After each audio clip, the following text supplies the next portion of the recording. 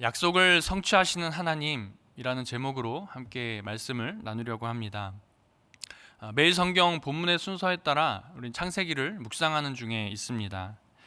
창세기의 많은 분량을 차지하는 인물의 스토리를 찾는다면 바로 요셉의 이야기일 것입니다.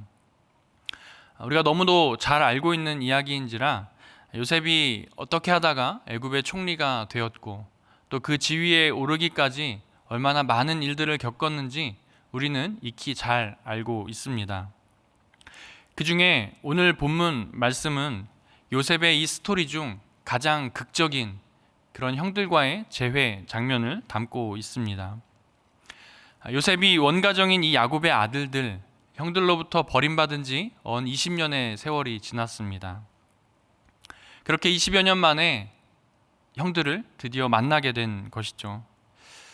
이 기간 동안 요셉에게는 굵직한 여러 사건들이 있음을 성경은 우리에게 보여주고 또 나타내주고 있습니다. 하지만 원 가정이었던 야곱의 가정에는 유다와 다말 사건을 제외하고는 어떤 특별한 기사가 기록되어 있지는 않습니다. 요셉에게 일어났던 이 굵직한 사건들의 결국은 요셉에게 어떠한 의미였을지를 우리가 함께 살펴보고 또 그것이 우리의 삶에 어떠한 교훈을 주는지 깨닫는 그런 은혜가 이 새벽에 있기를 소망합니다. 오늘 본문의 서두를 보겠습니다. 주님께서 온 세상에 기근을 일으키셨습니다. 하나님은 그 기근이 일어날 것을 아시고 요셉에게만 그 기근에 대한 해석을 주십니다. 꿈을 통하여 주었던 그 7년의 풍년과 또 흉년의 시간들을 요셉을 통해서만 해석하게 하신 것이죠. 그리고 요셉을 통하여 그 곡식들을 잘 모아서 흉년을 대비할 수 있도록 하나님께서 그런 대책도 함께 마련해 주십니다. 마치 노아의 방주에 하나님께서 그 동물들을 다 모으시고 또 이제 홍수 이후를 대비하시는 것과 같이 이후에 있을 그 흉년을 대비하고자 함 같습니다. 이렇게 예고된 흉년이 닥치자 애굽 주변의 나라들은 큰 타격을 입을 수밖에 없었습니다. 이것은 가나안 땅에 살고 있던 야곱의 가족도 마찬가지였습니다. 46장에 보니까 애굽으로 이주하는 야곱의 가족의 수가 70명이라고 기록하고 있습니다. 그만큼 대가족이었던 이 야곱의 가족에게 있어서 기근으로 인한 식량의 부족은 여간 큰 어려움이 아닐 수 없습니다. 이를 가만히 바라보던 야곱이 특별히 대책을 마련하지 않는 이 아들들을 불러다 놓고 그들을 책망합니다. 당시 기근 중에도 애굽에는 곡식이 가득하다라는 소식을 야곱은 들었던 모양입니다. 그리고 아들들에게 명합니다. 가서 애굽에 가서 곡식을 좀 얻어오라라고 그는 이야기합니다. 그렇게 아들들을 애굽으로 보내는 이 과정에서 야곱은 베냐민을 자신의 곁에 남겨둡니다. 이러한 대목에서 야곱은 깊은 두려움과 또 그리움으로 그간의 세월을 보냈던 것을 우리는 짐작해 볼 수 있습니다. 4절 말씀해 보니까 재난이 그에게 미칠까 두렵다고 야곱은 고백하고 있습니다. 야곱은 무엇이 두려웠을까요? 과거 요셉을 잃었던 그 아픔이 야곱에게 남아 있었던 것입니다. 사랑하는 아내 라헬을 통해 얻었던 두 아들, 그 두 아들 중 한 명을 잃은 야곱의 마음에 더 이상 베냐민마저 잃을 수 없다라는 것이 그의 간절한 마음이었을 것입니다. 그러나 이러한 광경을, 이러한 모습을 지켜보던 다른 아들들의 마음은 어땠을까요? 여전히 아버지에게 충분히 사랑받지 못하고 인정받지 못하는 그 마음, 이렇게 기근이 닥쳤을 때도 그들은 저 먼 이방 땅으로 떠나가서 곡식을 얻어와야 하는 그들의 마음, 여전히 사랑받지 못하고 여전히 인정받지 못하는 그 마음 가운데 어떠한 마음이 들었을지 우리는 한번 짐작해 볼 수 있습니다. 애굽이라는 곳은 또한 어떠한 나라입니까? 먼 땅일 뿐만 아니라 이방 나라입니다. 그 나라에 가서 곡식을 얻어와야 되는 이 아들들의 심정은 두려움이 아마 더 컸지 않았을까 싶습니다. 더욱이 그들이 과연 그 당시에 그것을 생각했을지는 모르겠으나 이 애굽이라는 나라는 어떠한 나라입니까? 20년 전에 그들이 그 동생을 팔았던 그 나라 아니겠습니까? 20여 년의 시간 동안 아버지를 속여가며 살아왔던 그 시간, 그리고 이제 그들이 애굽으로 가야 한다라는 것에 어떠한 마음이 들었을지 우리가 한번 생각해 볼 수 있습니다. 야곱은 여전히 잃어버린 요셉의 빈자리에 베냐민을 편애하며 감싸는 연약함을 보여주고 있습니다. 야곱은 끝까지 자식이 우상이었습니다. 그에겐 11명의 아들이 있었지만 그의 사랑을 홀로 독차지하였던 요셉, 오로지 요셉만을 사랑하였던 이 야곱의 사랑이 이제는 그의 동생인 베냐민에게 전달되어진 것입니다. 다른 아들들은 잃을지언정 베냐민은 잃을 수 없다라는 그의 결정에 다른 형들의 마음은 어쩌면 굉장히 비참했을지도 모르겠습니다. 물론 요셉을 팔아버린 형들이 잘했다는 것은 아닙니다. 그들이 잘한 것이 없음은 분명하지만 그들이 그렇게 되기까지 아버지로서 했던 그 역할이 적지 않았음을 우리는 짐작해 볼 수 있습니다. 그럼에도 야곱은 여전히 자신의 모습을 제대로 바라보지 못합니다. 여기에서 우리는 한 인간으로서의 야곱을 보게 됩니다. 야곱의 인생을 돌아보면 온전하지 못했던 모습들을 우린 종종 봅니다. 그럼에도 야곱과도 같은 그 인생을 하나님은 쓰시고 또 그의 인생을 통해서도 하나님은 일하신다는 사실 또한 우리는 잘 알고 있습니다. 믿음의 조상 아브라함의 자손이라서 야곱이 우리에게 친근한 것이 아니라 어쩌면 그 안에 있는 연약한 모습들, 구멍이 많아 보이는 그 연약한 모습들이 저와 여러분에게 조금 더 친근한 모습으로 다가오는 것은 아닐지 모르겠습니다. 반면 같은 세월을 살았지만 요셉은 다른 성장의 모습을 보여줍니다. 아버지의 사랑을 한 몸에 받았던 요셉은 형들의 이 순간적인 선택에 의하여 노예로 팔려가게 됩니다. 처음 그가 웅덩이에 빠졌을 때, 형들로 하여금 웅덩이에 던져졌을 때 그의 마음속에 있었던 그 두려움, 또 노예로 팔아버린 그 형들의 모습을 바라봤던 그 배신감, 또 그렇게 끌려가면서 형들의 이름을 아마 수차례 수번 부르짖지 않았을까 생각해 봅니다. 아니 어쩌면 너무 그 화가 나는 어떤 그 분노심 때문에 소리조차 지를 수 없을 만큼의 그 강한 분노심으로 그 마음을 다스리지 않았을까 또 생각해 봅니다. 사람이라면 눈앞에서 벌어지는 자신을 향한 이 배신감, 벌어지는 그 마음을 눈앞에서 보고 있노라면 그 마음 가운데 어떠한 마음이 들었을지 참 우리가 한번 생각해 봤으면 좋겠습니다. 저와 여러분이라면 여러분 어떻습니까? 어떻을까요? 저 같으면 평생의 그 복수심에 그 불타는 마음에 정말 자다가도 벌떡 일어나서 그 일을 생각하면 너무 원망스럽고 너무 화가 나서 누군가한테 그 원망을 막 쏟아내지 않으면 더 이상 잠을 이룰 수 없을 만큼의 그런 분노하는 마음이 있지 않았을까 가만히 생각해 봅니다. 그리고 홀로 있던 밤마다 형들은 도대체 나를 왜 버렸을까? 형들은 도대체 나를 왜 이곳으로 팔아버렸을까 고민하며 그 밤을 지새지 않았을까요? 그러나 이렇게 철저히 버림받고 홀로 지낸 그 20여 년의 세월 동안 요셉은 오히려 더욱 단단해졌습니다. 세월을 견디며 그가 독해진 것이 아니라 하나님과 동행하며 선으로 악을 이기는 강함을 그는 우리에게 보여줍니다.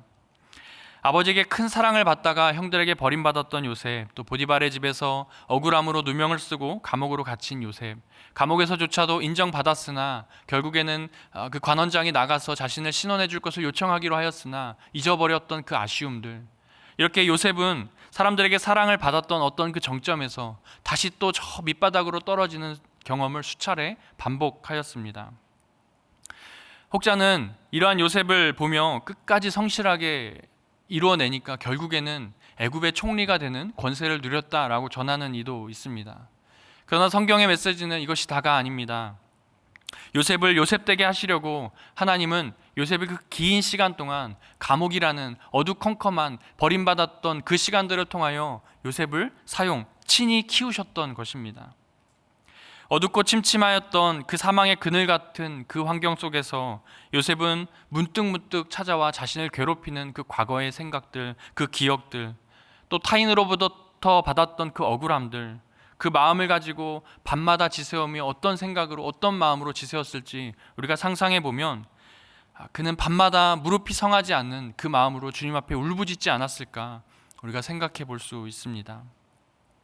자신이 할 수 있는 것이 아무것도 없고 마음마저도 주님이 아니고서는 안식을 누릴 수 없었던 이 요셉, 자신의 연약함을 철저하게 깨닫고 회개하는 자로 하루하루를 주어졌던 그 일상 속에 살았을 수밖에 없는 요셉의 마음, 우리가 이 시간 그것을 한번 좀 돌아봤으면 좋겠습니다.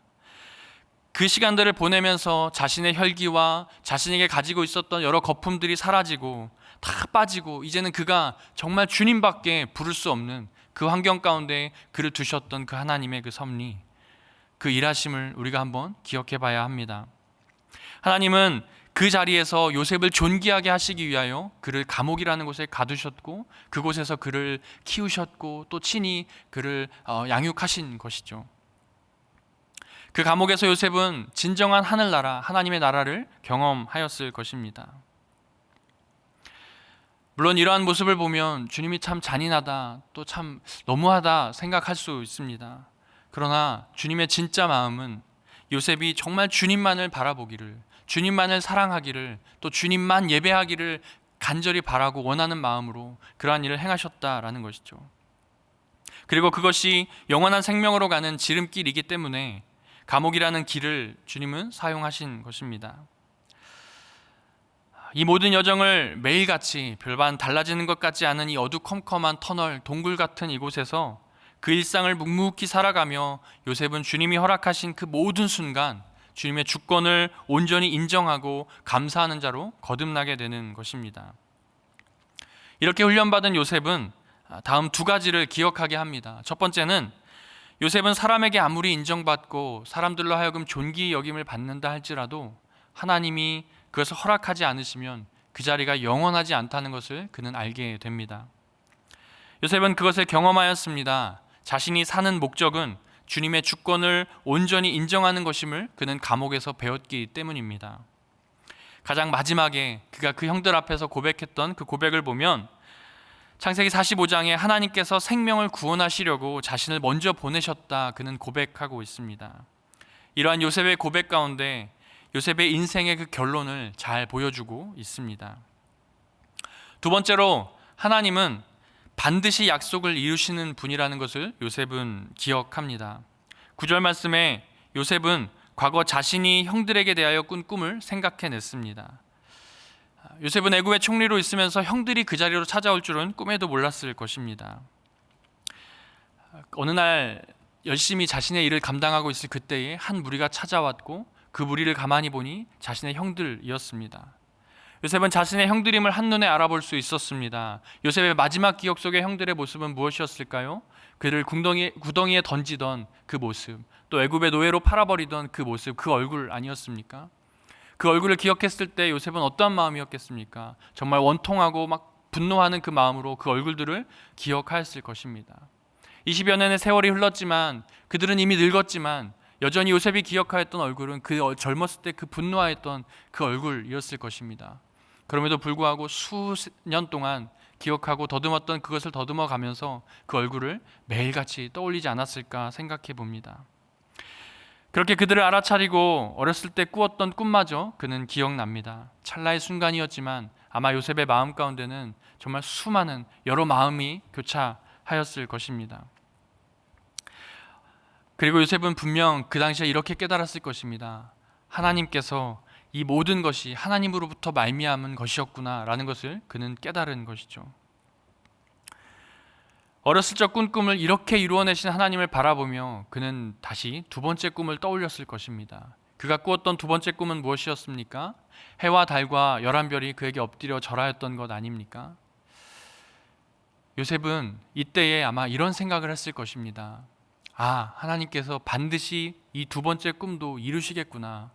나의 지난 세월을 돌아보니 첫 번째 꿈을 이렇게 이루신 하나님께서 어떻게 해서든 반드시 당신의 꿈을 이루시겠구나 라는 것을 깨닫고 그는 여기서 자신의 감정을 내세우지 않고 하나님의 그 꿈을 이루어 가시는 과정에 그의 몸을 던집니다.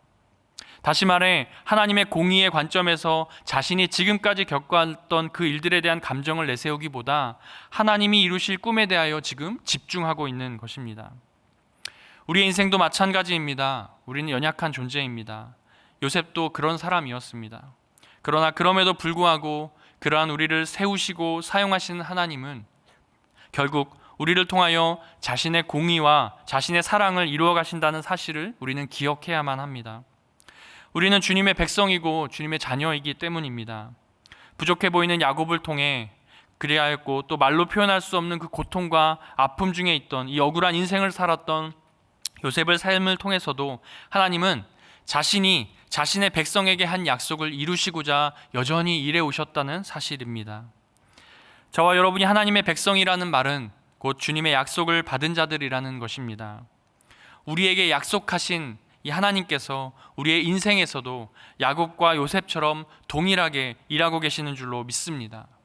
우리의 인생은 이 약속의 성취를 바라보고 기다리는 신뢰의 여정입니다. 야곱은 하나님이 약속한 땅에 서 있었습니다. 그러나 그 땅엔 기근이 있었습니다.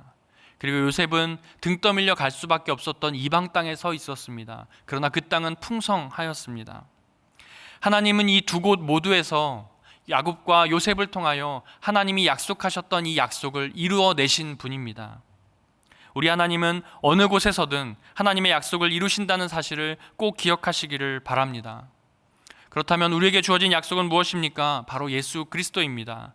하나님의 약속이 이미 우리 안에 들어와 계십니다. 그러므로 이 약속을 이루신 예수, 그리스도 예수 안에서 참 평안과 참 안식과 참 위로를 얻는 저와 여러분 되기를 주의 이름으로 바랍니다. 말씀을 맺겠습니다. 어쩌면 코로나 시대도 어떠한 의미에서는 이 감옥과도, 요셉이 거했던 감옥과도 같습니다. 사방이 막히고 매여 있어서 활동할 수도 없고 저 먼 땅으로 복음을 전하러 가는 이 발걸음조차 우리는 내디딜 수 없습니다. 이 일을 누가 과연 대신할까? 그 땅이 걱정되고 염려될 수 있겠으나 바울은 디모데후서 2장 9절 말씀에 이렇게 말합니다. 복음으로 말미암아 내가 죄인과 같이 매이는 데까지 고난을 받았으나 하나님의 말씀은 매이지 아니하니라. 감옥에서 우겨쌈을 당할지라도 주의 말씀은 매이지 않는다고 말합니다. 진리, 참된 진리 대신 예수님이 우리에게 주신 이 복음은 우리 각자가 거한 상황이 감옥 같을지라도, 어두운 터널 같을지라도 우리를 진정으로 자유케 하는 줄로 믿습니다. 오히려 지금 이 시대에 코로나로 인하여 우리의 생계와 우리의 일상생활에 우겨쌈을 당하였다 할지라도 그 모든 것이 갇혀서 답답하고 사방이 막힌 것 같은 상황으로 고난 가운데, 슬픔 가운데 거하여 있을지라도 주님의 말씀이 이 모든 결박을 끊어내는 온전한 삶의 열쇠가 되기를 주의 이름으로 축원합니다. 요셉과 같이 이 암흑의 시대에서 주님께서 우리를 꿈의 사람으로 빚어가시는 여정이라는 것을 꼭 기억하시고 주 안에서, 오직 주 안에서만 담력을 얻어내는 저와 여러분, 그리고 이 땅의 교회가 되기를 주의 이름으로 간절히 소망합니다. 이 시간 우리 같이 함께 들은 말씀을 기억하며 또 각자 가지고 나온 기도의 제목을 가지고 이 시간 같이 함께 기도함으로 이 하루를 열기를 원합니다. 함께 기도하겠습니다. 은혜롭고 자비로우신 주님, 요셉의 지난 시간들을 돌아보며 우리의 삶을 하나님 앞에 봅니다.